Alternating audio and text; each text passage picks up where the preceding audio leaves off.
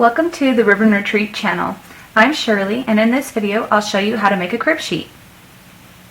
The supplies you'll need are 2 yards of 44 to 45 inch wide fabric. Most fabric comes in this width, and I also suggest pre-washing your fabric to prevent shrinking, since this is something that will be washed often. 2 yards of 1/4 of an inch flat elastic, matching thread, a ruler, a fabric pen, iron and ironing board, scissors or a rotary cutter and mat, straight pins, and safety pins. To get started, cut your fabric to 69 inches long and keep the selvage edges.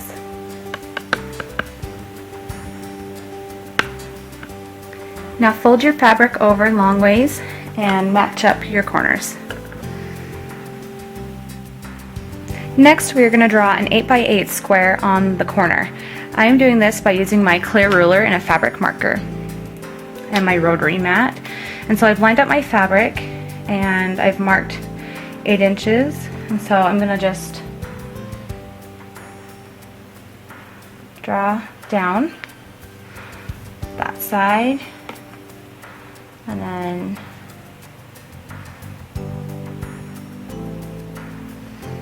mark the top of my square.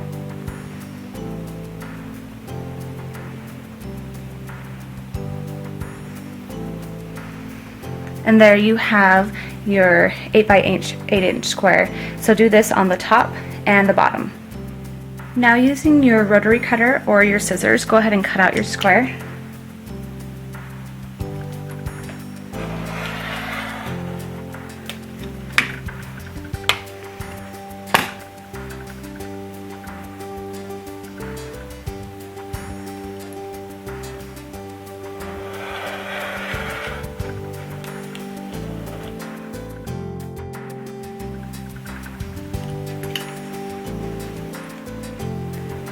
Here's how it looks when you're done cutting out the corners and you open up the fabric.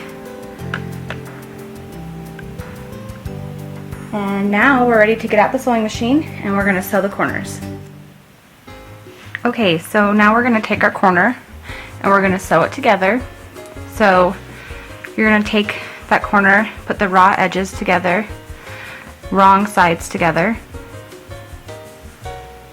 like so. And then we're going to sew a 1/4 inch seam down from the top to the bottom. Remember to back stitch.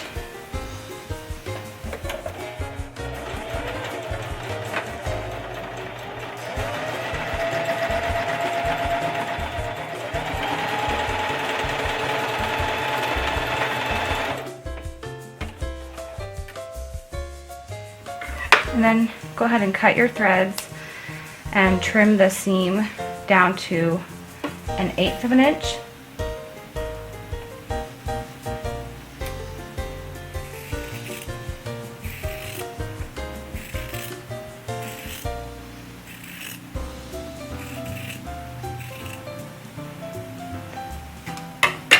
And go ahead and do that with the other 3 corners.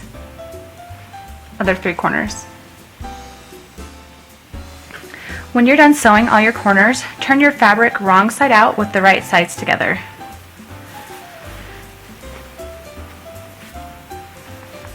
And then I'm going to press mine for a crisp seam. Here's my pressed seam. You can also use straight pins to secure your fabric instead of pressing. So now we're going to sew down the corners again, encasing the seam that we just made. So stitch it from top to bottom using a 1/4 inch seam.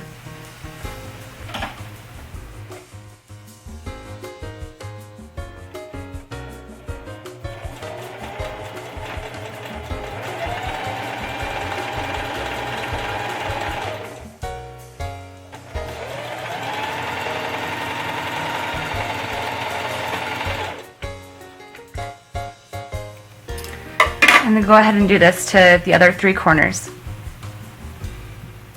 Now that you've finished with all the corners, we're going to make the casing for the elastic. So go ahead and fold down the edge 3/8 to 1/2 inch and then press all the way around.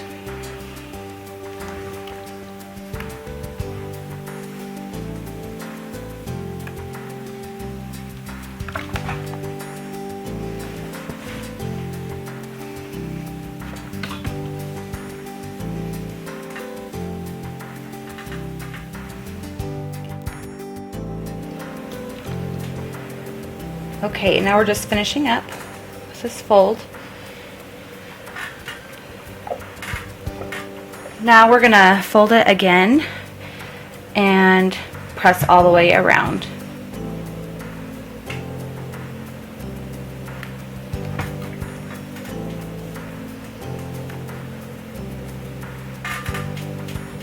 Alright, so when you're done pressing, we're going to go over to the sewing machine and we're going to stitch the casing closed. So go ahead and finish up and then go over to your sewing machine.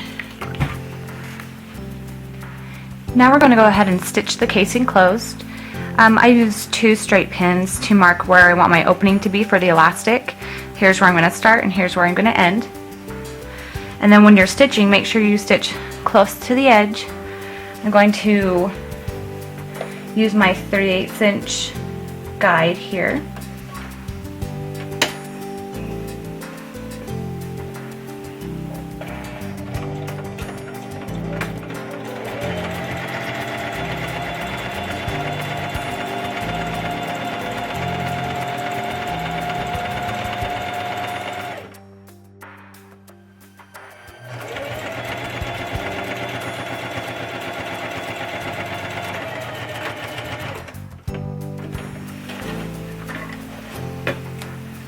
And now you're done and we're ready to cut our elastic and slip the elastic through the casing.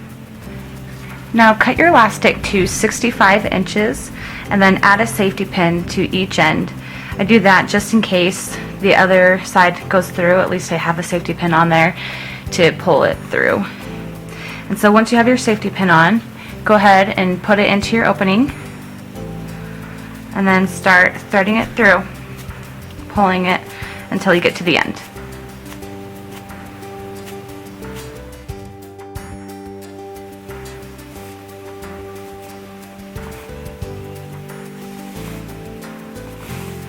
Okay, when you pull the safety pin through the other side, go ahead and remove both the safety pins.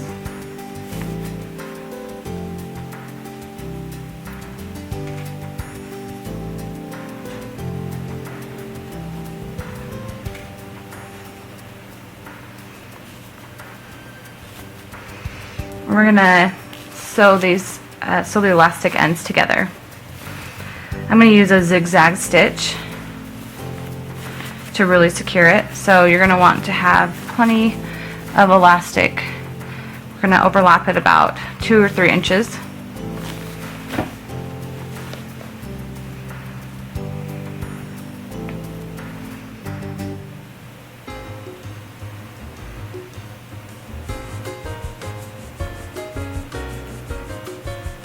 I'm going to use a straight pin to help keep it together. You might want to go back and forth a few times just to really secure it.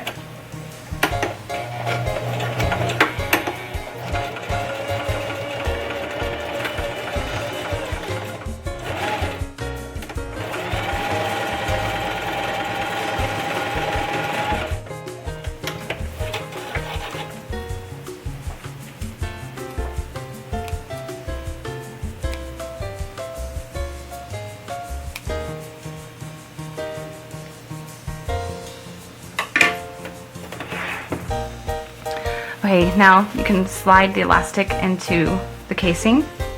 Alright, and once you've done that, then go ahead and sew the casing closed.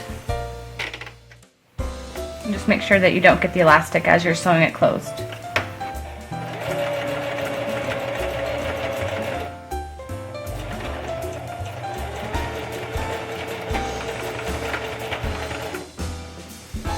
And now you are all done.